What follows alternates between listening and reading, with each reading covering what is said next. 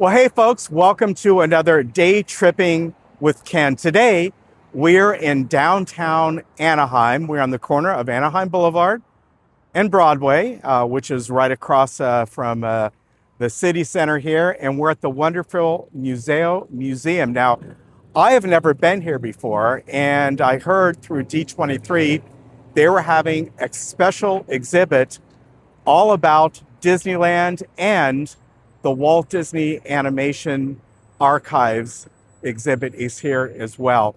Now, there's actually three exhibits going on that we're going to go in and see. There's one called Celebrating Life and how that helped the Disney animators through capturing real life people, help them animate the characters. The other one is about the artist SHAG, who's done a lot of work for Disney, specifically Disneyland, for, about 25 years or so. And then the other exhibit that is included in here is called Anaheimland. And it's the city of Anaheim and Disneyland's relationship that has been going on for over 70 years. So join us as we go in and explore these wonderful exhibits here in the city of Anaheim. Thanks for being here. You can queue up in line. Thank you. Out of reference. The problem was to get away from the static drawing, the need that drawing to part of emotion. We would then photograph people going to action. Then we would study it. Always pushing themselves to learn and try new things, Disney artists kept finding new ways to move the art form forward. As you explore these galleries, observe the artistry behind them and meet the performers. The actors, dancers, models, and everyday people whose movement and personality inspired the characters we love. Because the animators who created them didn't just draw from imagination. So we've come into the first exhibit. This is kind of the main exhibit that's going to be going on here for a few months.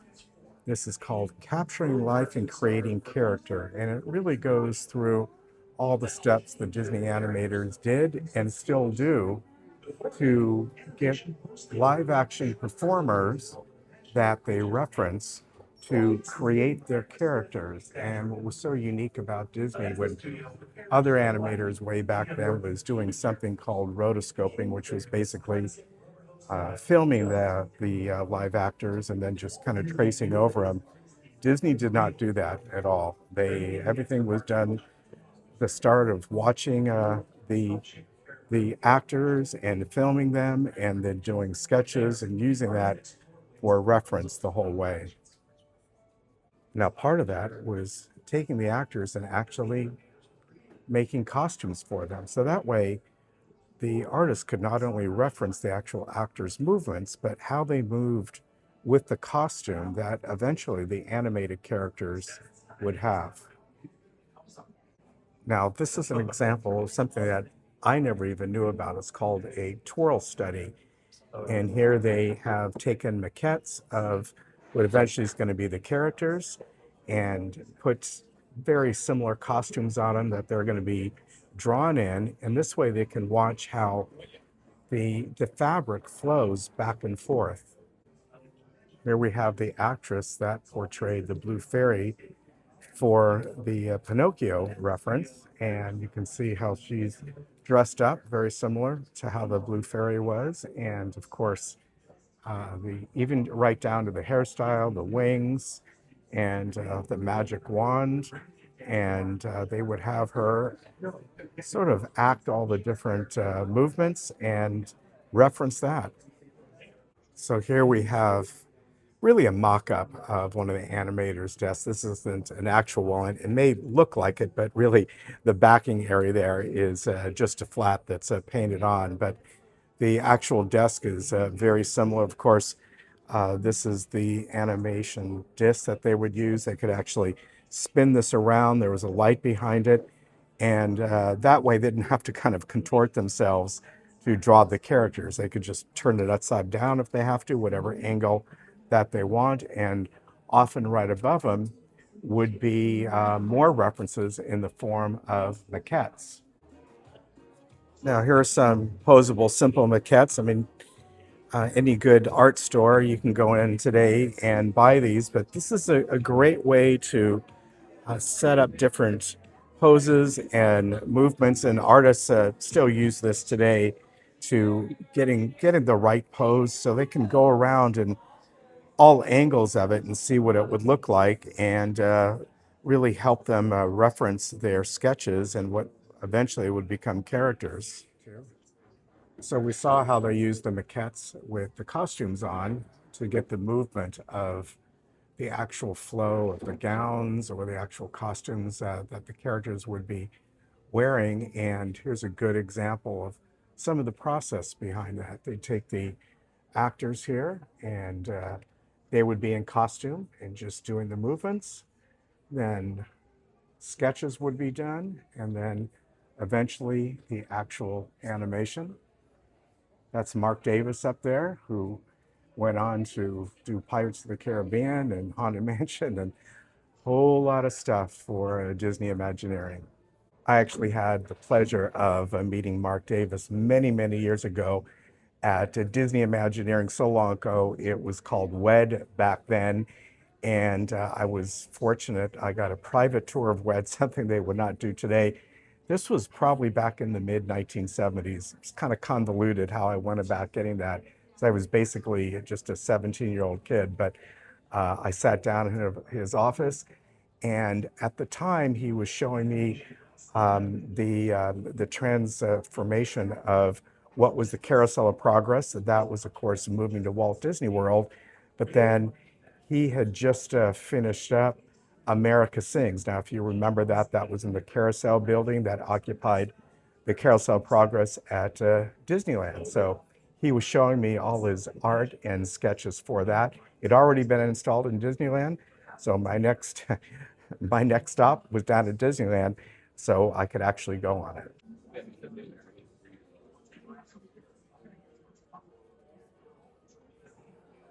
Now, it wasn't just people that the animators would reference. They would do character studies of real animals. And this was really common as Disney went a little bit further and started doing different kinds of films that involved more and more real life looking animals, such as Bambi and 101 Dalmatians, and even the more recent films, recent as far as the 1990s, The Lion King, they were still doing that. They would go off to, obviously, in some cases, zoos and do character studies of live animals. Here's Walt Disney, of course, standing with a couple young deer and young fawn, and that was the character reference, as you can see, what became Bambi.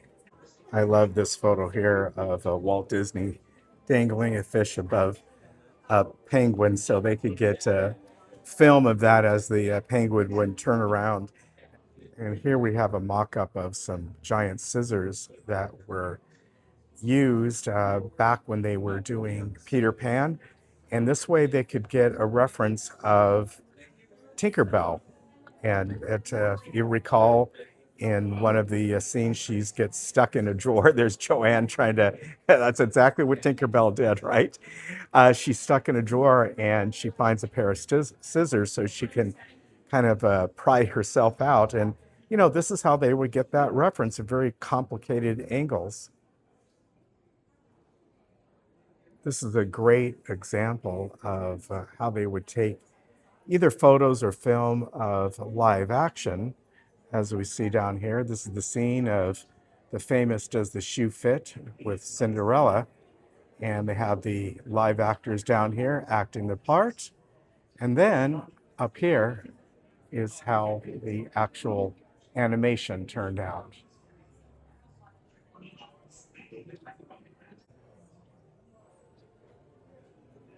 And here we have an actual cell from the movie Cinderella of 1950. And here is the final scene of that cell against a hand-drawn background.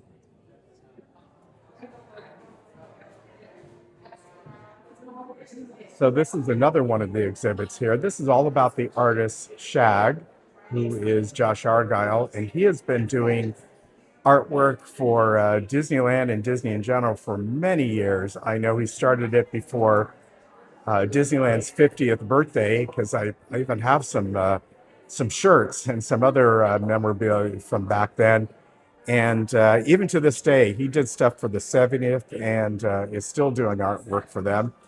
I love his style. It is basically sort of cartoony, mid-century, modern, with just a lot of flat colors that just create this very childlike, almost like a children's illustration book style that I just love and goes so well with doing things for Disneyland. Being how much I love the Tiki Room, and so does my son Ollie. This is one of my favorite prints that he did several years ago. In fact, boy, I don't know if this was done for the 50th or after, but either way, I just absolutely love this. And the ears here, I've not seen these before. These are from 2019, it says, from a special D23 Expo. And then over here, of course, the ever popular lounge bags. So lounge bags were not around for Disneyland's 50th. They came much later, but as you can still see, he's doing a lot of art and items for Disneyland. Now, I do remember these. I've got a lot of collection from Disneyland's 50th, but not these. You can see this was a whole series of plates, and man, I wish I had these. I don't recall ever seeing those before. I certainly saw the artwork, but not this set. Shag and Tiki's just seem to go hand in hand. It seems to be one of his favorite themes. And I even have one of his tiki prints on my watch. And the last exhibit that we are seeing today is Anaheimland. And this is all about Disney and Disneyland's long history with the great city of Anaheim. And here we have Skyfest. Now, this was done in 1985, the 30th anniversary of Disneyland, where outside, out in the parking lot, back when there was a parking lot, you didn't have California Adventure there, they released 1 million balloons. And in honor of Disneyland's 30th anniversary, the time CEO Michael Eisner was there, and so was I. I actually helped fill some of the balloons with helium and watch them get let go. And I have several of those posters still. I do not have the shirt, but these buttons, I've got, probably 6 or 7 of those buttons there. So I have fond memories of Skyfest. And here we have a Mighty Ducks hockey stick here. Now, some of you may not remember, but the Mighty Ducks were created and owned by Disney their first few years. Michael Eisner was a huge hockey fan, and the whole reason why he wanted this logo and the Ducks is he was a big fan of the Oregon Ducks. In fact, I think Disney many years before might have drew their character. I'm not really sure about that. And it may be that Michael Eisner's son went up to Oregon, but there was a connection there, and so they owned the Ducks for several years. In fact, I went to the second game, and I still have a jersey from that game. Here we have a Magic Key, and no, that's not reference to the Magic Key pass holders that we have today, but it was for the reopening of Fantasyland when they remodeled it to what it looks like today. And you can see that was back in 1983, and I worked there. Before that, I worked in the old Fantasyland. I was one of the sweepers there, but I heard about it at the time, it was the late 70s, about the reimagining of Fantasyland that was going to be happening in just a few years. Some wonderful old Disneyland toys and memorabilia and games. I'm wondering, I might have had one of these games. I'm not sure. This would have gone back into the early 1960s. I wish I still had it if I did, but you could buy these different dolls. These were all basically replicas of the Mickey Mouse Club uniforms, or the different days of the week that the Mickey Mouse Club would dress differently. You know, one day was Cowboy Day and things like that. Now on the second floor of this gallery, which is right next to the gallery that's showing the SHAG artwork and the Anaheim's relationship to Disneyland, is whole history on Anaheim. And here you have some of the indigenous artifacts here. And of course, this was all ranches at one time. Some of the founders right there. And believe it or not, grapes were grown here at one time, and this was a wine producing region. It still is if you go south of here down to Temecula. And of course, the citrus. Anaheim in this area, of course, Orange County is famous for its citrus. Not much is grown here anymore, unfortunately. And if you look closely, you see Sunkist there. I'm sure some of you have grown up eating Sunkist oranges, and that was really a collective of growers that got together here in Orange County and then throughout California that grew from the Sunkist name. And we've got the Anaheim chilies, which are closely related to the Hatch chili and the Ortega chili. They're just grown in different regions, and so therefore they have different levels of spice depending where they're grown and the weather conditions. And just great artifacts are here. Of course, all the sports teams that have been here, the Mighty Ducks, of course, and the Anaheim Angels, now the LA Angels. And some of you may not know that the Rams played here for a time as well. And of course, in the mid-1950s, the building of Disneyland, which began in 1954, and of course opened on July 17th, 1955. And of course, it wouldn't be a Disney exhibit without merchandise to buy. Of course, this helps the museum out, of course, and this is the different exhibits that we have been showing you, the Capturing Life, and then of course how the city of Anaheim has really had, a 70, probably 71, 72 long year relationship with Disneyland and the Disney family. And then over here, as the other exhibit that we saw about the artist SHAG, who has been doing artwork for Disney, before the 50th, I believe. I think it was just a few years before that. He did a lot for Disneyland's 50th anniversary.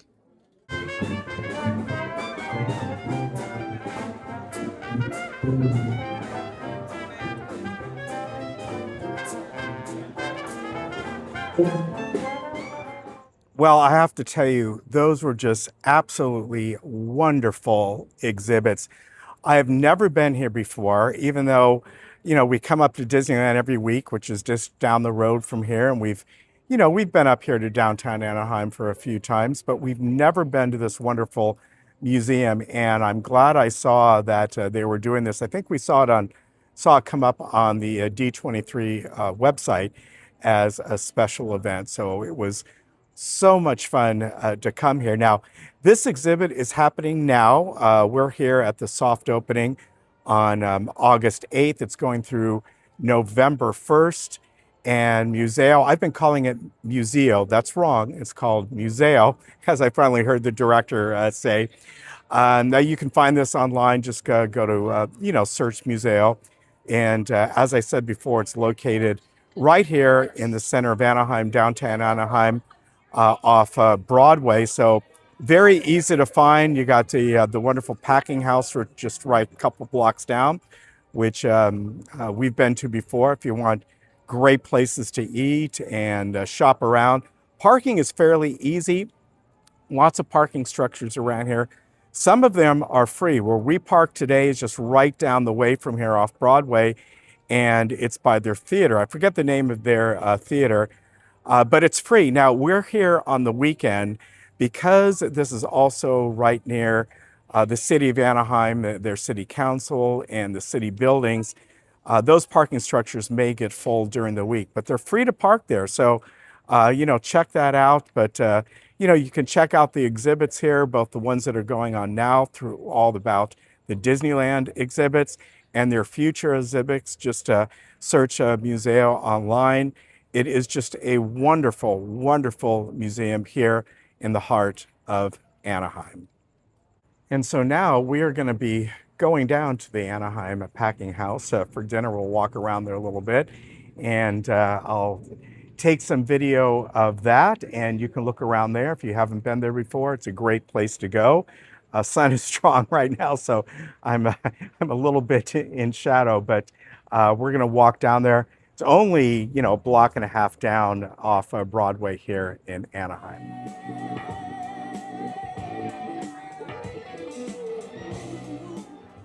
Okay, we're going to head into the packing house and get a little something to eat.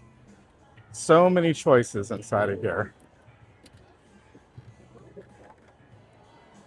Gotta love the big chickens out in front. Now, of course, at one time, long, long time ago, this was really a citrus packing house. All kinds of food booths here, different varieties, and also stores as well. So many choices of food here. Of course, you got some gourmet ice cream here, some barbecue. I don't know, barbecue always calls my name. And we have southern food here, George's. And over here we have sumo dogs, which they do have a Chicago dog. Maybe, that may be on my agenda. We'll see about that. They also have a fish and chip place down the way, so I may choose that. Here's the fish and chip place. I don't remember if we've had this before. It seems to me we did, and it was pretty darn good. Yeah, I'm almost positive we did at one time. And over here at the I Am Press, they have burgers and Philly cheesesteaks of different kind, turkey, fried chicken sandwiches, and of course they have a full tap bar. I don't know. I think sumo dogs here with their Chicago dog could be calling my name. Kind of hypnotic. Okay, so first I'm going to try the sushi rice tots, something I've never had before. Sounded good. Got a little spicy mayo to dip them in. They are really hot, so I'm just going to take a small bite.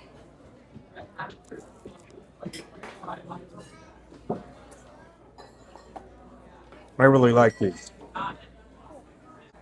All right, I took my first bite of the hot dog. See what it looks like inside.